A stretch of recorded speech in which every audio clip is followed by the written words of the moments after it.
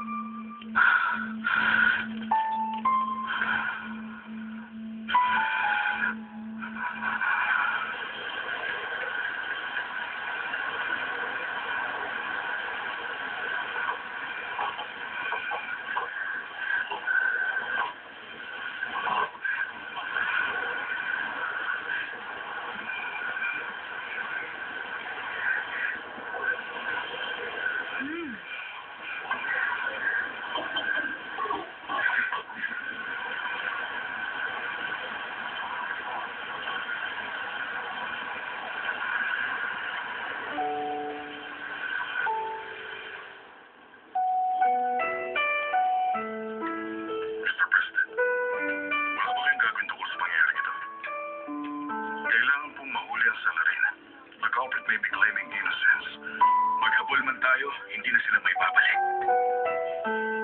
Patay na ang mga magulang ni Gio. Ayoko may bahid ng politika ang kanilang pagkamatay. Mr. President.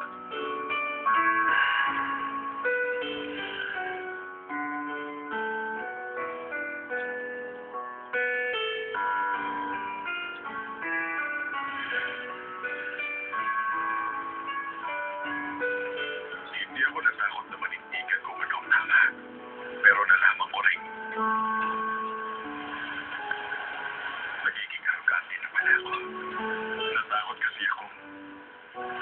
Baka pati ikaw mawala sa akin. Ang panahong inilagi kong malayo sa'yo. Parusa ko yun sa aking sarili, Gio.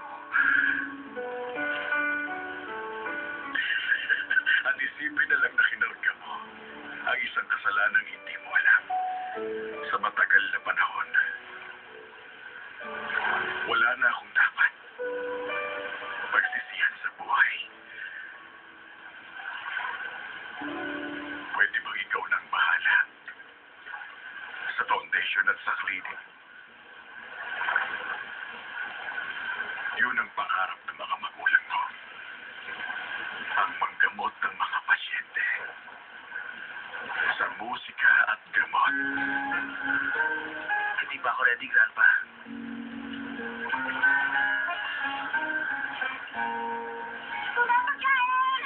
Ready now, Piston! Ang lakas talaga ng boses niya. Tatakutin mo ang lahat ng mga isda. Sobra ka talaga.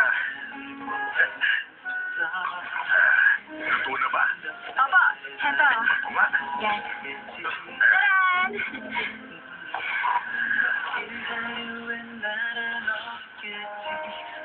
Ano pong lasa? Kakainin ko dahil wala na akong magagawa pa. O, Gio, tingnan mo.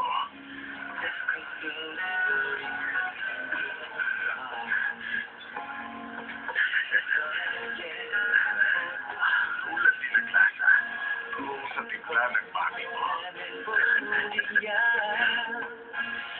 Teka, tumingin muna kayo dito. 1, 2, 3.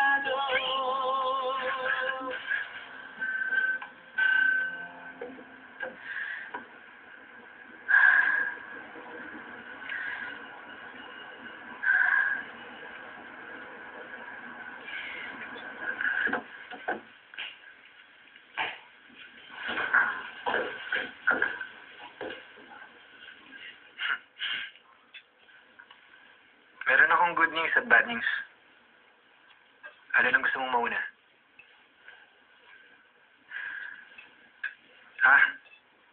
Alam ko, kilala na kita.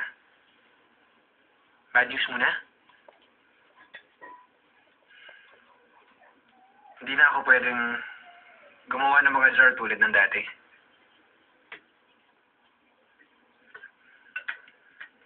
Ang kamay ko,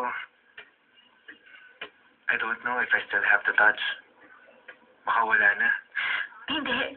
Hindi yan totoo. Hindi pwede. Ano? Ano naman ang sasabihin mong good news? Itutuloy ko ang pottery. Hindi na ako magtatago ngayon. May tumulong sa akin.